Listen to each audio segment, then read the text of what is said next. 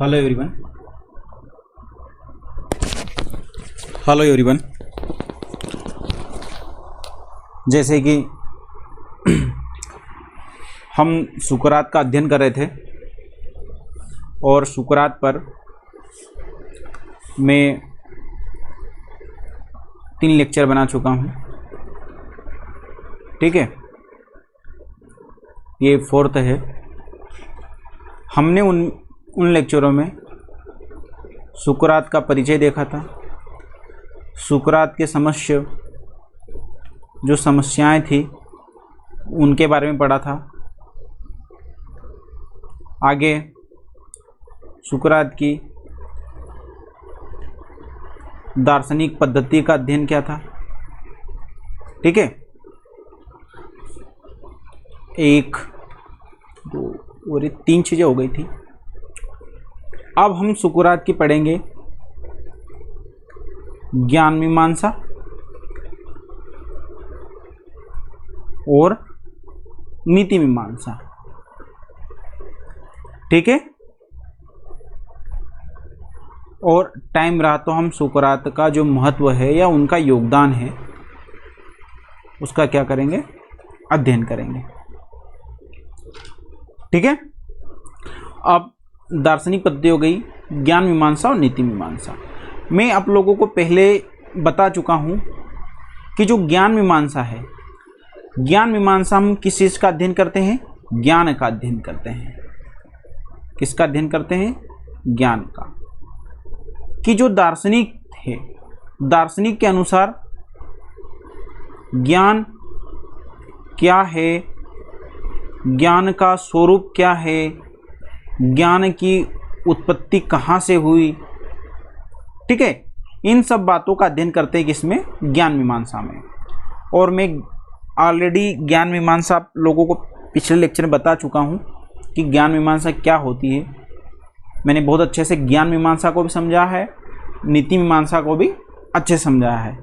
ठीक है, तो आप पिछला लेक्चर जरूर देखें। हम आगे बढ़ते हैं सुकरात की ज्ञान मीमांसा पर कि सुकरात क्या कहते हैं। ठीक है, ज्ञान मीमांसा।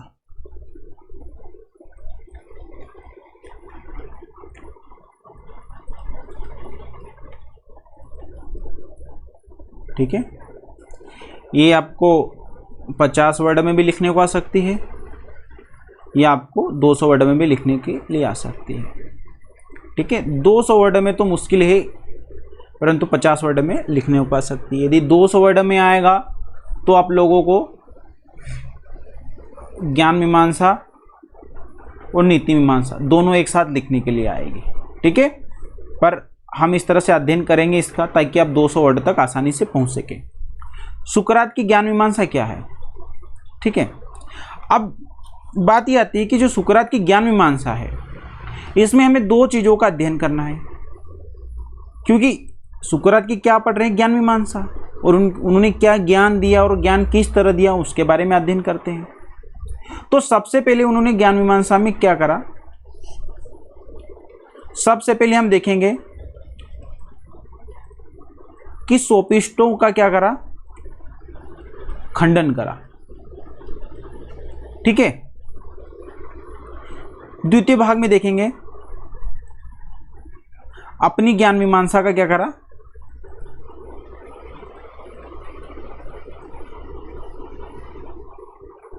अपनी ज्ञान मीमांसा का स्पष्टीकरण दिया। 2 चीज, बात को समझ रहे। हम सुकरात को पढ़ रहे थे, सुकरात में उसकी ज्ञान मीमांसा को पढ़ रहे थे। ज्ञान मीमांसा क्या चीज होती है मैं बता चुका हूं। आप सुकरात की ज्ञान मीमांसा में अध्ययन करेंगे 2 चीजों का। एक तो जो सुकरात ने सोफिस्टों का खंडन किया है, ठीक है, और दूसरा अपनी ज्ञान मीमांसा का स्पष्टीकरण दिया है। सिंपल सी बात है कि जो सुकरात की ज्ञान मीमांसा थी उसमें इस बात का अध्ययन करेंगे कि ज्ञान क्या नहीं है और ज्ञान क्या है। ठीक है, ज्ञान क्या है ये सुकरात ने हमें बताया ही है, और ज्ञान क्या नहीं है ये भी हमें पता है कि सुकरात ने हमें बताया है। ज्ञान क्या नहीं है, उन्होंने सोपिस्टों का क्या करा, खंडन करा। क्यों करा? क्योंकि वो ज्ञान नहीं है, और अपनी ज्ञान मीमांसा का स्पष्टीकरण दिया। और उन्होंने ज्ञान किसे कहा? प्रत्यय को कहा। ठीक है, तो उनकी ज्ञान मीमांसा क्या हो जाएगा? स्पष्टीकरण। अपनी ज्ञान मीमांसा में सुकरात ने किसे ज्ञान माना है? प्रत्यय को ज्ञान माना है, हम पहले भी कई बार पढ़ चुके हैं।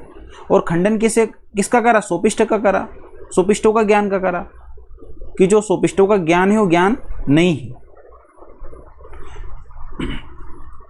तो यदि हमें ये लिखने के लिए आती है ज्ञान मीमांसा, तो हम लिखेंगे कि सुकरात ने अपनी जो ज्ञान मीमांसा है इसमें हम दो चीज़ों का अध्ययन करेंगे। ठीक है, पहला कि ये कि सुकरात ने अपनी ज्ञान मीमांसा में सोपिष्टों का खंडन किया है, और द्वितीय अपनी ज्ञान मीमांसा का उन्होंने स्पष्टीकरण दिया है, यानी कि अपनी ज्ञान मीमांसा का वर्णन किया है। सबसे पहले ये कि उन्होंने सोपिष्टों के ज्ञान का खंडन क्यों करा।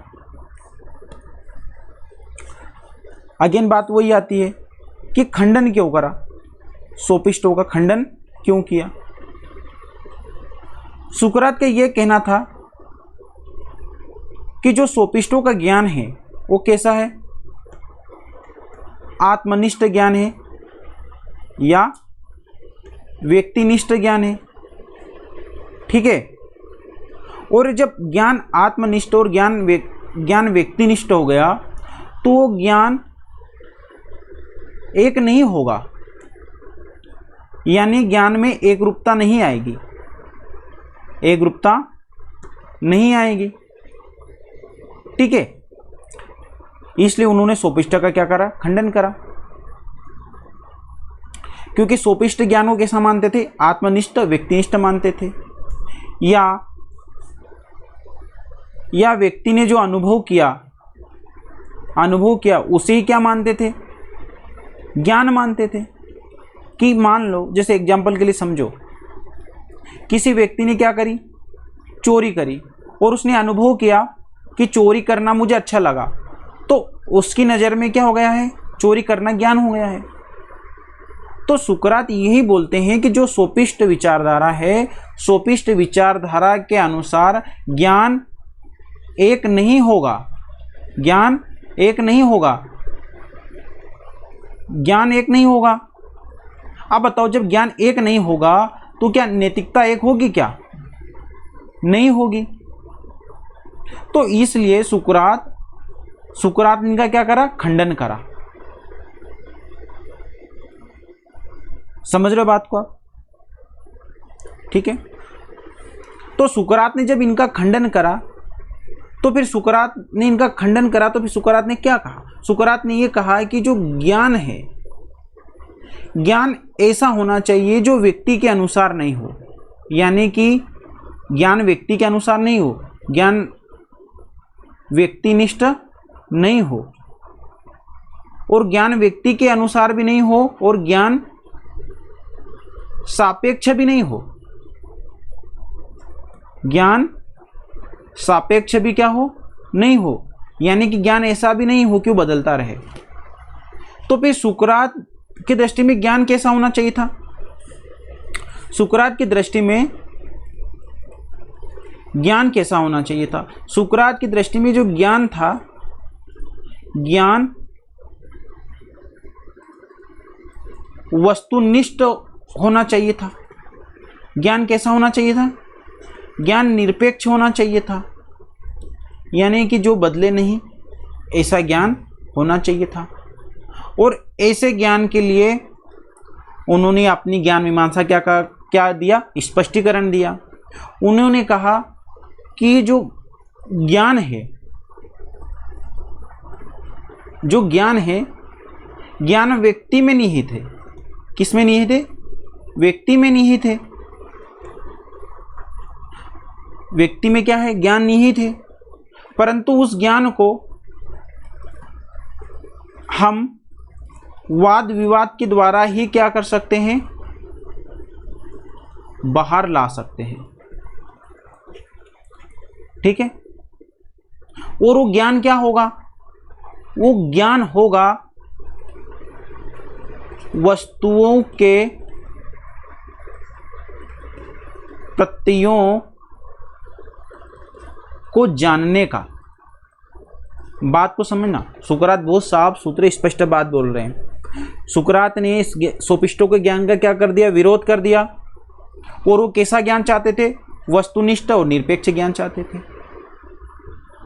और उन्हें कहा क्या कहा कि ज्ञान जो है, ज्ञान व्यक्ति में निहित होता है, व्यक्ति के आत्मा में निहित होता है, परंतु बाहर कैसे आएगा? वाद विवाद के जरिए आएगा। और एक ज्ञान किस लिए होगा? वस्तुओं के प्रत्ययों को जानने के लिए होगा। वस्तुओं के प्रत्ययों को क्यों जानना है? क्योंकि वस्तु के प्रत्यय ही तो क्या है? वास्तविक क्या है? ज्ञान है। समझ रहे बात को?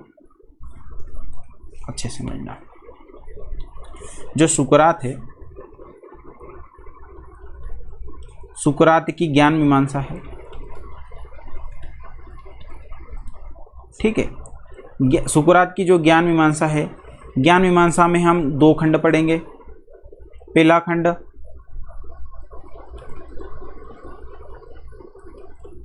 सोफिस्टों का विखंडन, दूसरे में पढ़ेंगे सुकरात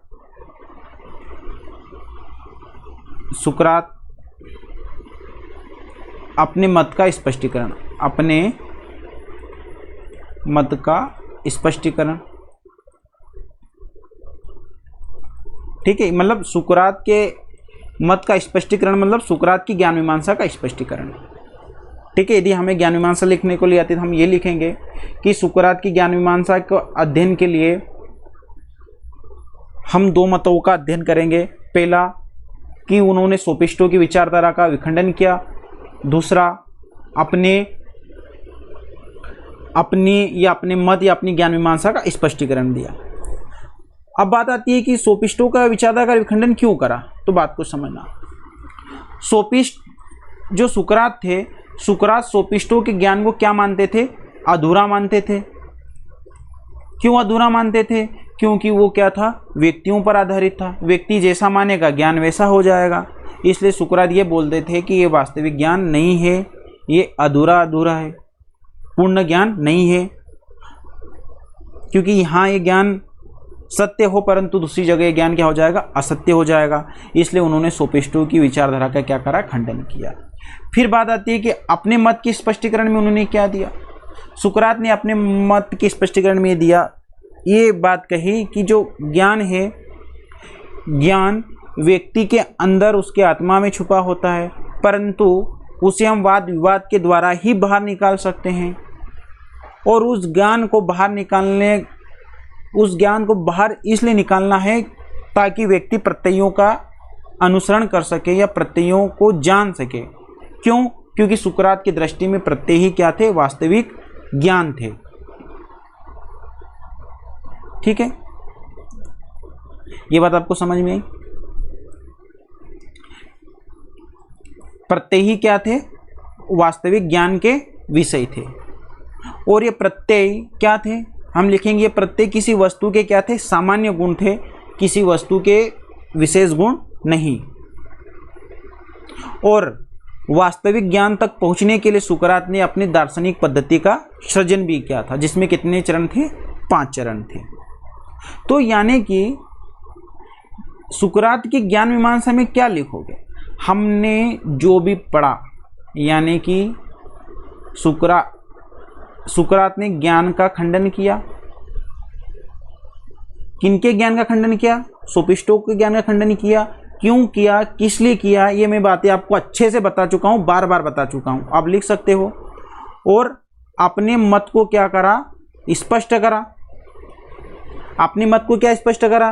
कि ज्ञान व्यक्ति के अंदर निहित है, बस उसे बाहर निकालो। और बाहर किसने निकालो? कि प्रत्ययों को जान सके। और प्रत्यय को क्यों जान सके? क्योंकि प्रत्यय ही वास्तविक ज्ञान है। ये सुकरात की क्या है? ज्ञान मीमांसा है। चल कहाँ रहा है, बस दो ही तो चीजें हो रही है, सोपिष्ट हो रहा है, प्रत्यय है, उसके अलावा बात कहाँ है, कहानी दोनों चीजों पर है। यदि आप सोपिष्टों को समझ लो ना, सोपिष्टों के ज्ञान को समझ लो ना, तो मेरे हिसाब से और कुछ नहीं है इसमें। और सुकरात के प्रत्यय को समझ लो, कहानी घूम फिर के यहीं के यहीं आ रही ना, प्रत्यय सोपिष्ट, प्रत्यय सोपिष्ट, समझ रहे हो कि नहीं? ठीक है, ये सुकरात की क्या हो गई, ज्ञान मीमांसा हो गई। सुकरात की तत्व मीमांसा, सॉरी सुकरात की तत्व मीमांसा नहीं, क्योंकि सुकरात ने जगत के बारे में कुछ कहा नहीं है, इसलिए तत्व मीमांसा नहीं। तो फिर क्या है, नीति मीमांसा।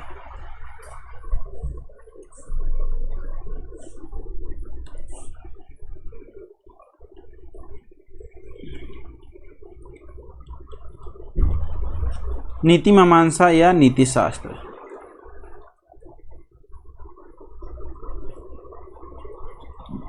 किसका, सुकरात का। कोई पूछे कि सुकरात का नीति शास्त्र या नीति मीमांसा क्या है, तो आप लोग जवाब दे सकते हैं।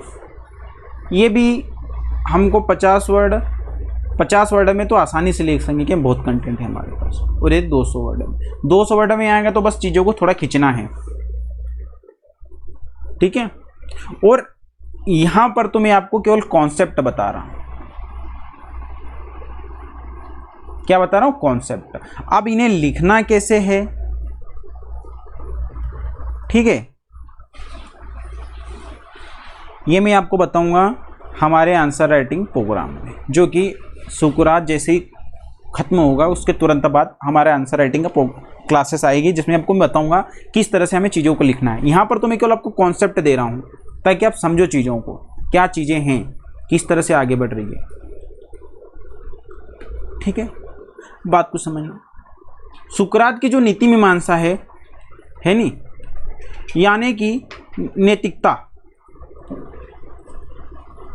ठीक है ना। जिस तरह सुकरात ज्ञान को एक रूप करना चाहते थे, क्या करना चाहते थे, ज्ञान को एक रूप करना चाहते थे, उसी तरह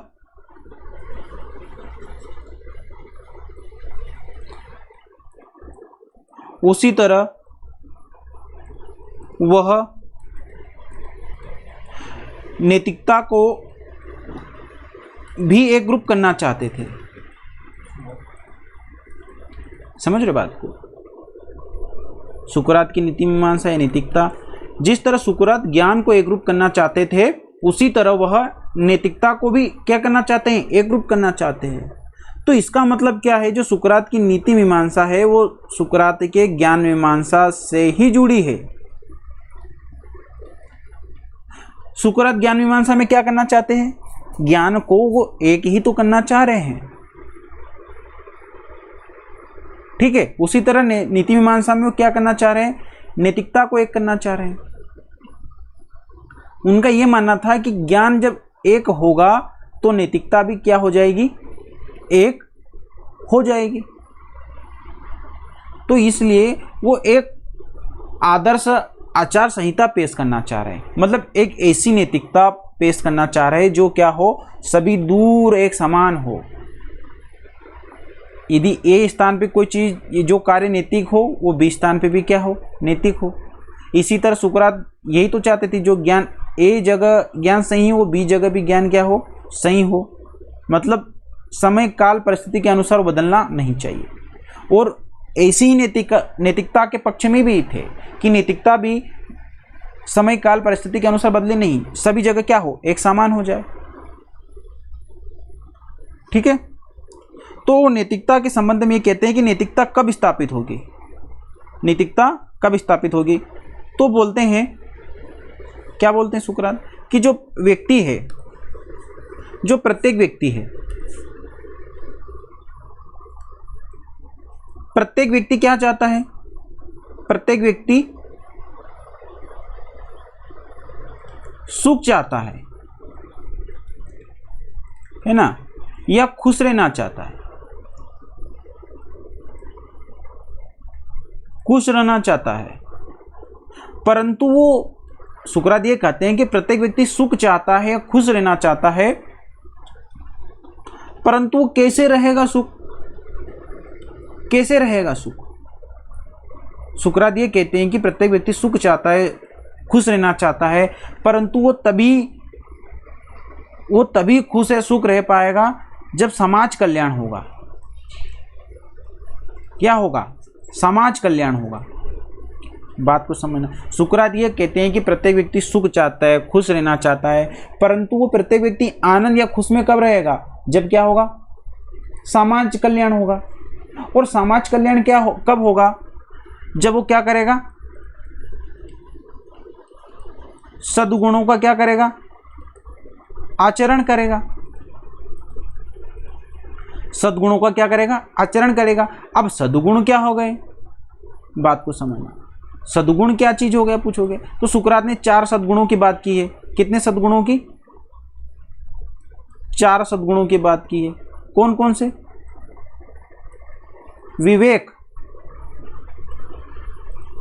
विवेक, साहस, संयम और न्याय। सुकरात ने 4 सद्गुणों की बात की है। बात को समझना। हम सुकरात की नीति मीमांसा पढ़ रहे हैं। क्या पढ़ रहे हैं? नीति मीमांसा, यानी कि सुकरात की नैतिकता पढ़ रहे हैं। जिस तरह ज्ञान मीमांसा में ज्ञान को एक करना चाहते हैं, उसी तरह सुकरात जी यहाँ पर नीति मीमांसा में नैतिकता को एक करना चाहते हैं। वो ज्ञान और नैतिकता में एक रूपता चाहते हैं। ठीक है।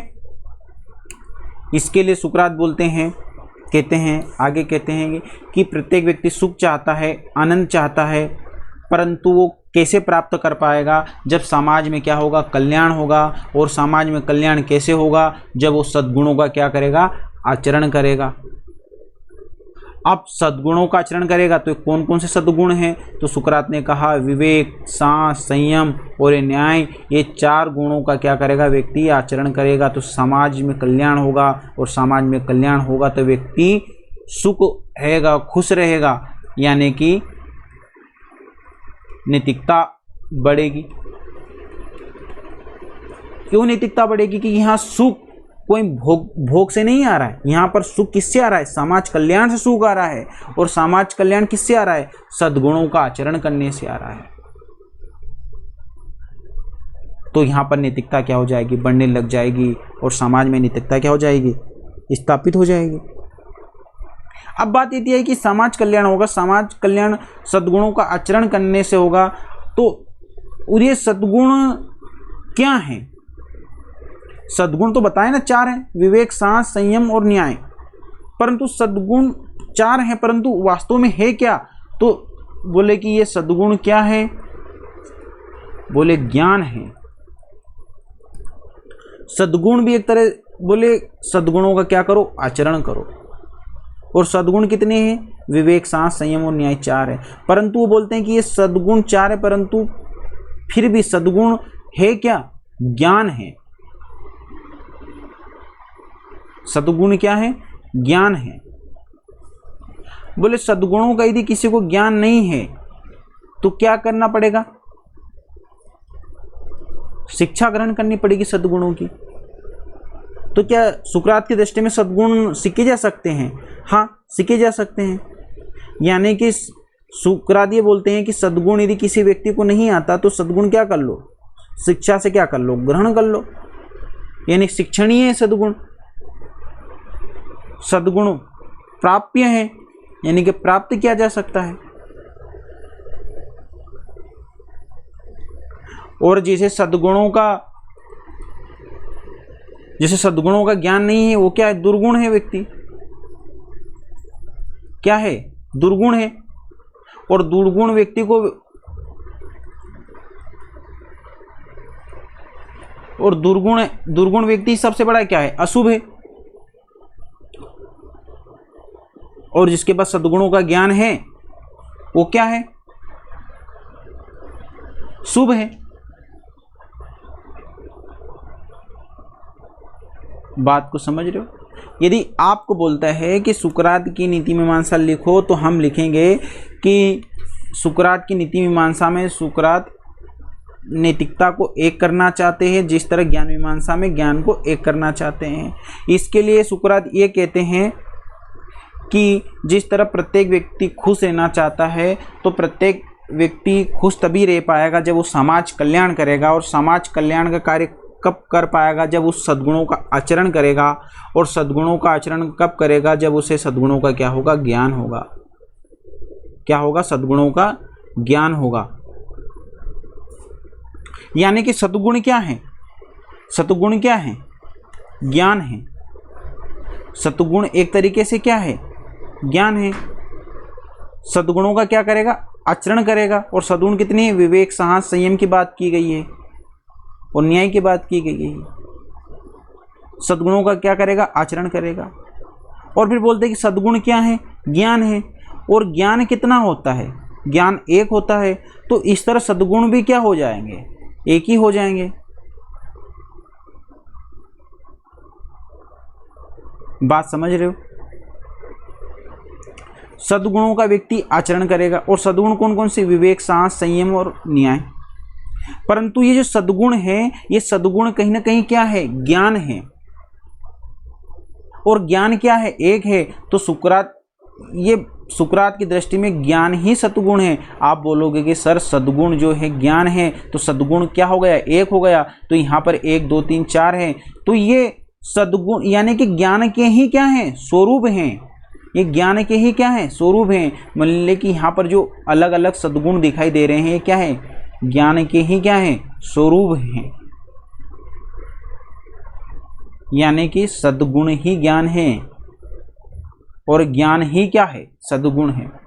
और जिसके पास सद्गुण होगा वो सद्गुणी व्यक्ति होगा, और उसे ही शुभ की क्या होगी, प्राप्ति होगी, आनंद की प्राप्ति होगी। और जिस सद्गुणों का ज्ञान नहीं है वो व्यक्ति क्या है, दुर्गुण है। यानी कि और दुर्गुण व्यक्ति को उसने क्या बोला है, सुकरात ने, अशुभ। फिर बात आती है कि यदि सद्गुण व्यक्ति के पास नहीं है तो क्या होगा, बोले कि इन्हें शिक्षा के द्वारा क्या किया जा सकता है, प्राप्त किया जा सकता है। ठीक है, ये सुकरात की क्या हो गई, नीति मीमांसा हो गई।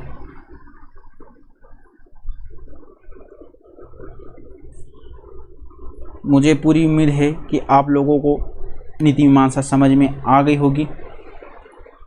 ठीक है, एक बार मैं और आपके लिए दोहराने की कोशिश करता हूं।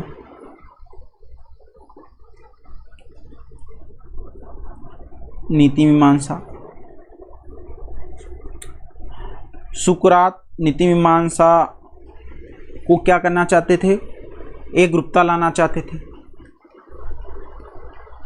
सुकरात नीति मीमांसा में क्या करना चाहते थे, एकरूपता लाना चाहते थे। जिस तरह उन्होंने ज्ञान में एकरूपता लाना चाहते थे। यानी कि नीति मीमांसा किस पर आधारित है, ज्ञान मीमांसा पर आधारित है।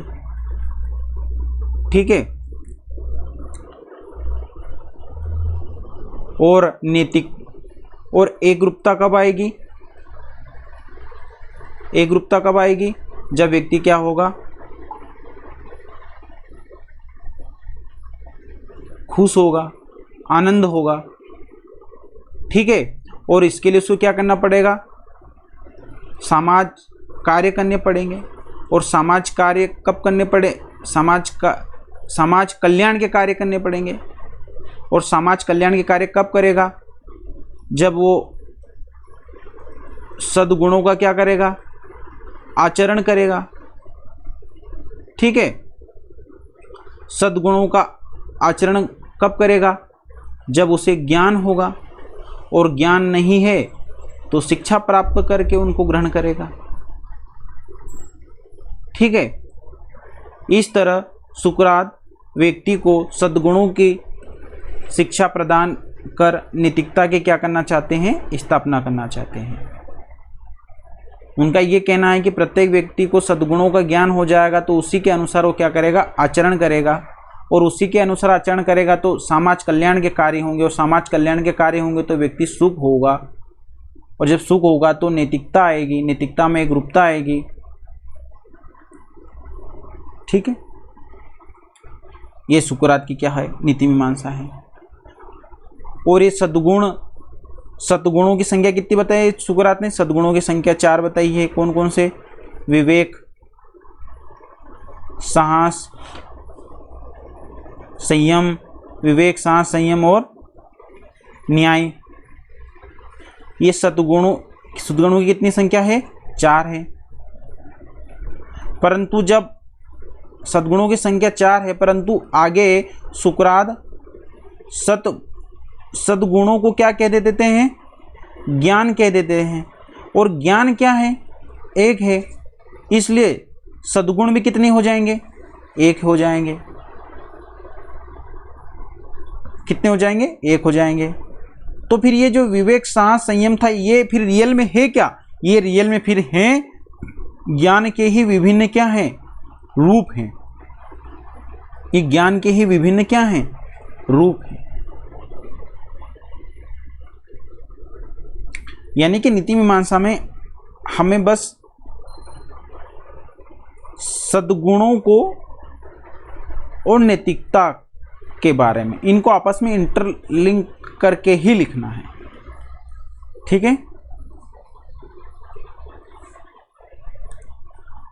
अब बात आती है सुकरात का योगदान। ठीक है। योगदान मेरे हिसाब से हम प्लेटो की क्लास करेंगे ना और अरस्तु की,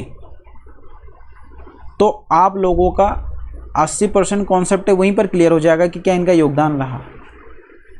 ठीक है। मैं अभी बोलूँगा कि सुकरात का ये योगदान रहा कि उन्होंने प्लेटो को मार्गदर्शन, उनका दर्शन प्लेटो के मार्गदर्शन के रूप में रहा, प्लेटो साथ में अरस्तु के मार्गदर्शन में रहा, तो वो कैसे रहा है ना, ये आपके मन में चीज़ आएगी। तो सबसे पहले हम प्लेटो, अरस्तु को पढ़ लेंगे, उसके बाद हम पढ़ लेंगे कि सुकरात का क्या योगदान रहा। ठीक है। अब क्या योगदान रहा, इतना तो हम आसानी से लिख सकते हैं कि ज्ञान की एक रूपता आई, नैतिकता की एक रूपता आई, है ना। यूनान में दर्शन का प्रादुर्भाव किया। ठीक है। इस तरह से और भी चीज़ें हैं, थोड़े हम सैद्धांतिक रूप से लिखेंगे। तो जब प्लेटो, अरस्तु, इन दोनों को कवर करेंगे, फिर हम सुकरात का जो मेन रूप से योगदान है वो लिखेंगे। इसके साथ में मैं आपको बताना चाहूँगा कि जो सुकरात हैं, सुकरात के कुछ कोटेशंस हैं, है ना, लिख सकता है या पूछ सकता है। मैं लिख देता हूँ, 2 मिनट टाइम लगेगा आप लोगों को, लिख लो इन्हें। सुकरात कहते हैं, क्या कहते हैं?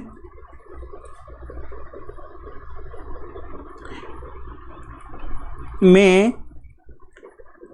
सबसे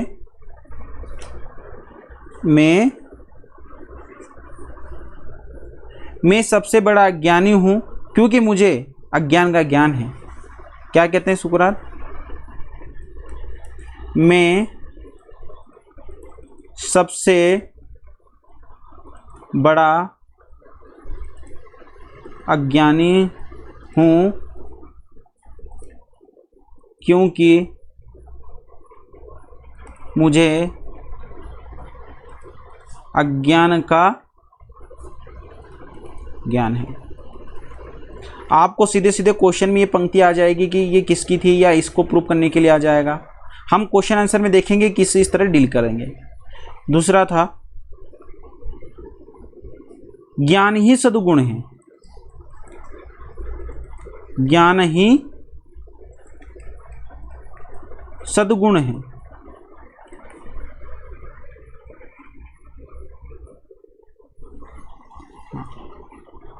तीसरा है, ज्ञान ही सद्गुण है